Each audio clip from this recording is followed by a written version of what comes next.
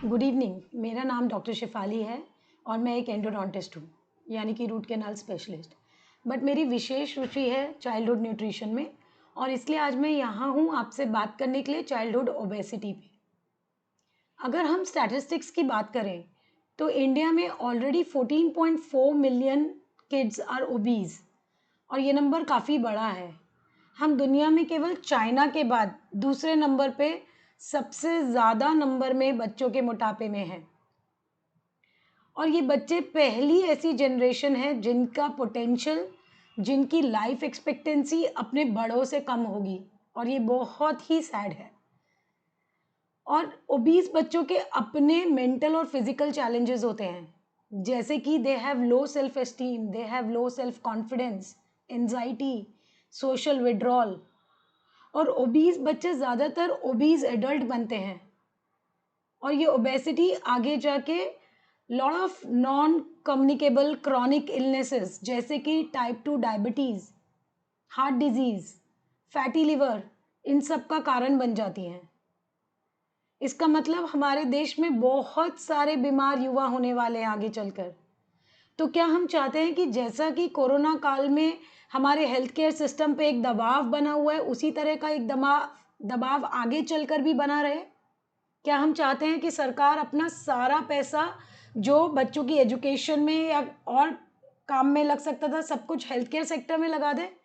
क्या हमारी ज़िम्मेदारी नहीं कि हम आगे आने वाली जनरेशन को एक हेल्दी एडल्ट में बनाएं? तो आइए जानते हैं क्या कारण है इतने मोटापे का बच्चों में। दो मेन कारण है मोटापे के बच्चों में। First is faulty dietary habit, खराब पोषण, और दूसरा सेडेंट्री लाइफस्टाइल। जब मैं बात करती हूँ खराब पोषण की, तो आज हमारे चारों तरफ खाना है। घर में फ्रिज में खाना है, शेल्फ्स में खाना है, डब्बों में खाना है, यहाँ तक कि उंगलियों पर फ़ोन में थ्रू स्विगी, ज़ोमैटो खाना है। हम लोग इतने खाने के लिए बने ही नहीं हैं। हम लोग हंटर्स थे। एक बार खाना मिल गया, पेट भर के खा लिया, तो अगले कुछ घंटों तक खाने की कोई बात ही नहीं थी। बट अभी चारों तरफ खाना है, और खाना कौन सा?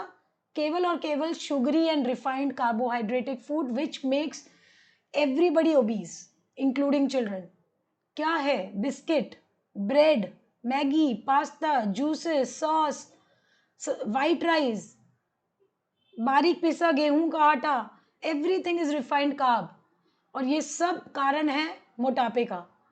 और बचा कुचा सेडेंट्री लाइफस्टाइल। हर बच्चा टीवी, मोबाइल, लैपटॉप पे लगा है, और टीवी मोबाइल ना केवल उन्हें दूर ले जाते हैं फिजिकल एक्टिविटी से, बट हजारों की तादाद में कमर्शियल एड जो हम सबको सही जानकारी से बहुत दूर ले जा रहे हैं। उन एड्स को देखें तो ऐसा लगता है जैसे चोकोज ही एक कंप्लीट मील है जिसमें सब माइक्रो न्यूट्रिएंट सब कुछ मिल रहा है, जबकि भर भर के शुगर और रिफाइंड कार्ब बच्चे के अंदर जा रहा है। तो आइए जानिए क्या खाना है आपके बच्चे ने। सबसे पहला रूल, हर वो चीज़ जो फैक्ट्री में बनती है, जो नेचर से दूर है, जो पैकेट में आती है, वो नहीं लेनी है। So factory food is not good for us. दूसरी बात, सब्जियों और फलों का सेवन सबसे अधिक मात्रा में करना है। और यहाँ पे मैं ये कहना बहुत आवश्यक समझती हूँ कि जो बच्चे ऑलरेडी मोटे हैं उन्हें फलों का सेवन भी कम करना है, बिकॉज फलों में भी नेचुरल शुगर ही है। हालांकि ये फल, ये नेचुरल शुगर चॉकलेट, आइसक्रीम और अन्य पदार्थों से फिर भी बेहतर है, क्योंकि नेचर ने इस शुगर को फाइबर में लपेट के भेजा है, जिस वजह से जब हम कोई फल खाते हैं तो उसका शुगर उतना एब्जॉर्ब नहीं हो पाता है। बट फिर भी अगर किसी बच्चे को अपना वजन कम करना है तो उसको सब्जियों पे ज़्यादा जोर देना है बजाय फलों के। और अगर फल खाने हैं तो दिन में एक फल खाना है, और वो भी ज़्यादातर कीवी या कोई सिट्रस फ्रूट जैसे कि ऑरेंज, संतरा या स्ट्रॉबेरी खाना है। आम, केलो, इनसे दूर रहना है। तीसरी बात, दालों का सेवन अच्छे से करना है, जैसे राजमा, छोला, चना हर दिन भी खाया तो ये बहुत फायदेमंद है। चौथा, दूध पे कम जोर देना है और दही का सेवन ज़्यादा करना है, क्योंकि दही में ऐसे कीटाणु हैं कि वो प्रोबायोटिक की तरह एक्ट करता है और हमारे पेट में होने वाले कीटाणु को स्ट्रांग बनाता है, जिससे हमारी इम्यूनिटी भी स्ट्रांग होती है, जो कि आजकल के एनवायरनमेंट में तो बहुत ही ज़रूरी है। तो इसलिए दूध का सेवन कम करके, जिसमें ज़्यादा कुछ नहीं है, एम्प्टी कैलोरीज है, केवल कैल्शियम के नाम पे दूध को लेते जाएं, लेकिन कैल्शियम दूध का उतना एब्जॉर्ब भी नहीं होता है। उससे ज़्यादा कैल्शियम हमारे अन्य पदार्थों में है, जैसे कि रागी में है। तो दूध की जगह दही का सेवन ज़्यादा करना है। और पांचवा, जहां हम इन सब चीज़ों के साथ दाल, दही, सब्जी के साथ रोटी और चावल का सेवन करते हैं, वहीं पे वाइट राइस का कंजम्पशन कम करना है। उसकी जगह ब्राउन राइस ले सकते हैं। केवल गेहूं की रोटी खाने के बजाय मल्टीग्रेन आटे की रोटी खाएं, जिसमें आप सोया, रागी, चना, बाजरा, जौ इत्यादि पिसवा के एक आटा बना सकते हैं और उसकी रोटी खाएं, या फिर ब्राउन राइस खाएं, या फिर कीनुआ खाएं। कीनुआ एक वेजिटेरियन प्रोटीन सीड है, जिसमें बहुत अच्छी मात्रा में प्रोटीन है, वो खाएं। या फिर मिलेट्स खाएं, जैसे कि बाजरा एक पर्ल मिलेट है। कहीं पे भी ऑनलाइन आप फॉक्सटेल मिलेट मंगा सकते हैं। मिलेट का सेवन ज़्यादा से ज़्यादा करें। मिलेट की मान्यता को अब तो पश्चिमी देश भी मानने लगे हैं, और इसीलिए अमेरिका ने 2023 को ऑलरेडी मिलेट ईयर घोषित कर दिया है।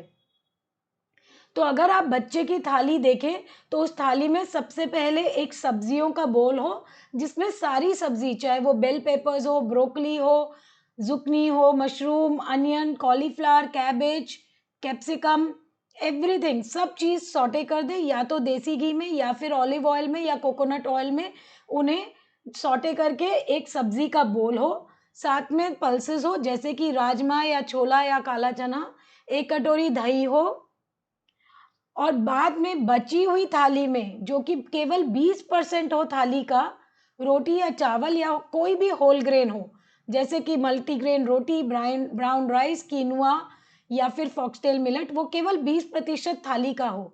इस तरह से एक संपूर्ण खाना हम अपने बच्चों को दे सकते हैं। ये खाना बच्चे को दिन में केवल 3 बार दें। We should get our kids to eat into the habit of eating only 3 times. बार बार खाने से शरीर में इंसुलिन की मात्रा ज़्यादा हो जाती है और फैट सब जगह डिपॉजिट होने लगता है। जहाँ तक हम फैट की बात करें, तो देसी घी, ऑलिव ऑयल, मक्खन, ये इतने बुरे नहीं हैं, because fat is not what is making our kids fat. It is the refined carbs, it is the Maggi, it is the pasta, it is the white rice, bread, whether it is brown bread. It's the refined carb which is making the kids fat. So, केवल 20% थाली का ही उसका अनाज रखें जो कि whole grain की form में हो।